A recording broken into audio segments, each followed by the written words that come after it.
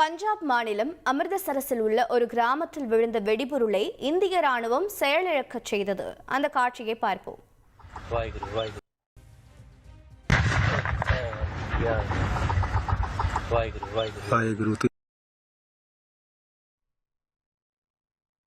விவரங்களை செய்தியாளர் ரமேஷ் வழங்கிட கேட்கலாம். ரமேஷ் வணக்கம். இந்த வெடிபொருளானது எங்கிருந்து வந்தது? மேலும் விவரங்கள் என்ன? இந்தியாவின் பல்வேறு மாநிலங்களில் நேற்று பாகிஸ்தான் ஏவுகணை மற்றும் ஆளில்லா விமான தாக்குதலை நடத்தியது. அதனை இந்திய வான் பாதுகாப்பு அமைப்புகள் சுட்டு வீழ்த்தியது.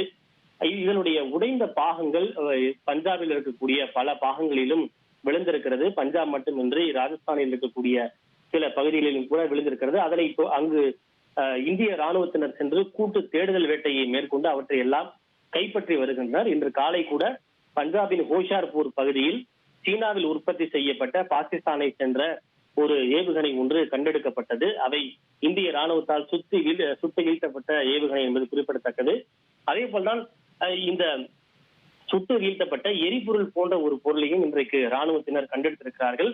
அது அபாயத்திற்குரியது என்பதால் ராணுவத்தினர் அதனை வெடித்து செயலிழக்க செய்துள்ளனர். அவற்றை கார்டான் செய்து மற்றவர்களுக்கு எந்த விதமான பாதிப்பும் ஏற்படாமல் இருப்பதற்காக அவற்றை முற்றிலுமாக வெடிக்க செய்து செயலிழக்க செய்துள்ளனர். இந்த வெடிபொருளை செயலிழக்க செய்யவில்லை என்றால் இது எவ்வளவு பெரிய பாதிப்பை ஏற்படுத்தி இருக்கும்? என்ன தகவல்? நிச்சயமாக இந்த ஏவுகணைகளோ அல்லது இந்த ஷெல்ஸ் போன்ற இந்த குண்டு வகைகளோ எப்போதுமே அபாயத்திற்குரியவைதான். அவை முறையாக செயலிழக்க செய்யப்படாவிட்டால் தவறுதலாக அந்த இடத்திற்கு செல்லும் போதோ அல்லது அவற்றை கைப்பற்ற முனையும் போதோ நிச்சயமாக அவை வெடித்து செல்வதற்கான வாய்ப்புகள் அதிகம் இருக்கின்றன.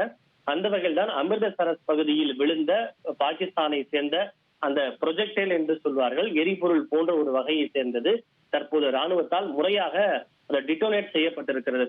பொதுவாக ஒரு ஐஇடி போன்ற எந்த ஒரு வெடிபொருளாக இருந்தாலும் அது அபாயத்திற்குரியது என்றால் நிச்சயமாக அவற்றை தனிமைப்படுத்தி அவற்றை வெடித்து செயலிழக்க செய்ய வேண்டும். அப்படி இல்லை என்றால் அவற்றால் தண்ணி வெடி போன்று எப்போது வேண்டுமானாலும் பாதிப்பு என்பது ஏற்படும்.